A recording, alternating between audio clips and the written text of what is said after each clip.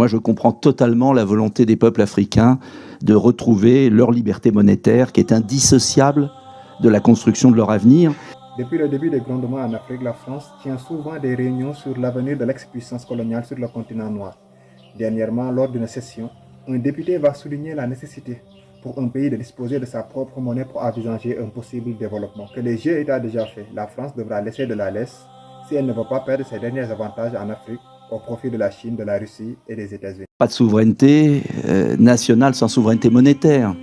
Et donc, comme nous sommes depuis tant d'années victimes industriellement, économiquement, politiquement de cette dépendance à l'euro, eh bien, nous avons perdu l'habitude de la souveraineté. Mais moi, je comprends totalement la volonté des peuples africains de retrouver leur liberté monétaire qui est indissociable de la construction de leur avenir.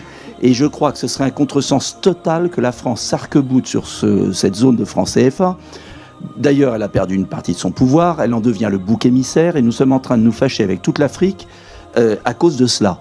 Donc je crois qu'il faut regarder les choses en face, c'est perçu, qu'on aime ou qu'on ne l'aime pas, qu'on soit d'accord ou qu'on ne soit pas d'accord, c'est perçu comme le maintien d'un lien ancien.